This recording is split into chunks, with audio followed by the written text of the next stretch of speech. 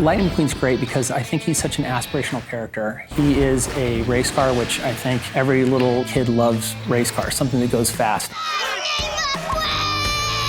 For Cars 3, the goal was, let's get back to McQueen. And oh my gosh, it's been over 10 years since the first Cars came out. What is he going through as a racer? We were inspired by Jeff Gordon, who we talked to on a number of occasions, who is also retiring from racing. How you feeling? Have you seen the latest record Storm's been setting? Have you given any thought to retirement? McQueen, over here. Endings, we tried an ending where McQueen wins the race and goes home everyone's hero, and it was hollow, because the story we're trying to tell is the idea of mentorship. So the one thing that had to rule out at the end of the day was the power of mentorship and how satisfying it can be. McQueen and crew show up at Thomasville for the first time, and McQueen rolls onto this dirt and he realizes he's on hallowed ground. He realizes Doc ran here. This track could talk. And the bigger message we found was empowering somebody else. And that's what Doc had done for McQueen. And that's what McQueen now gets to do for Cruz in this film, which I thought was a deeper story. Cruz, what do you say? Let's take a lap. Oh, yeah! Oh, whoa! We start storyboarding as soon as we have script pages. And those script pages, we don't wait around for them to all be gold. You know, as soon as something's typed up, we start storyboarding, because we put it all together and we really evaluate it by looking at the whole film as a whole in a storyboard format. While we're doing these storyboarded versions of the film, you know, we just do all the scratch dialogue ourselves, so we will just grab people with interesting voices just within the studio. It's a proof of concept. You have to not be afraid to be silly. What do I do? I can't steer. Turn right to go left. Turn right to go left. That doesn't make any sense. Turn right to go left. It's like you're reading a comic book of sorts played on the screen. And that's typically how we approve a sequence. Once that's approved, then the technical departments get involved, where you're having layout build it and sets putting in the environment and the characters being built and animation. All that happens after the fact. And then further on down the road, you'll see shots that are in different stages of completion, and they'll move around a little bit. Your license plate's gonna look real nice in my collection. There's always a process along the way where a character is looking or feeling a certain way, and the story is going a different way. And art and story have to be working together constantly. So McQueen, there's just certain things that he wouldn't do. You know, you probably wouldn't see him being too timid. Most of the time, you see him as this happy-go-lucky guy. He was just full of confidence.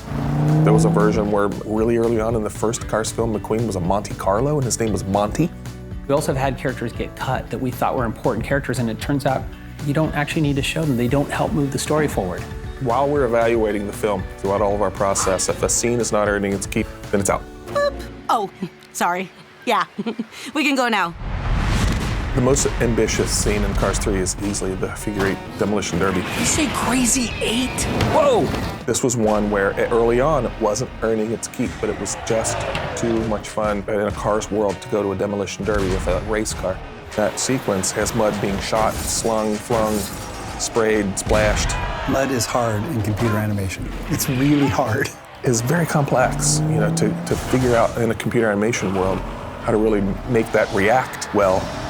We just kept it alive while we kept engineering the story until those things could lock together. There's a story behind every detail. There's a story behind every shot. There's a story about how it came up. You know, there's certain things in the movie didn't exist until the animators got a hold of it. And they started contributing and asking, what if we did this instead of that? And well, let's see what that looks like. And next thing you know, yes, that's better. That'll work. Work for me. I'm good. Yep, that'll do. I've wanted to become a racer forever. It was the one thing I wanted more than anything. I think there's a lovely moment where Cruz gives it back to McQueen and says, you think I wanted to be a trainer? And it's just a great moment, and I think Christella knocked it out of the park. And a lot of that came out of her actual story. Growing up in a border town in Texas, we rewrote that scene. Not a racer, just a trainer. Go ahead and gun it. Being told, we don't dream, we cut hair and we clean motel rooms, so don't think you can be an actress. Oh, yeah. And we said, is it okay if we make the movie about, and she goes, sure, really, knock yourself out. Everything that comes down to how you share that story with somebody. We all have the same goal, which is to make a film that moves us. What's going on? You're getting your shot. We're the first audience, so it has to move us before it goes out the doors. She's just a trainer. No, she's a racer. Just took me a while to see it. Show me Pixar. On you go! Whoa, whoa, whoa, whoa, whoa! Huh? The beach ate me.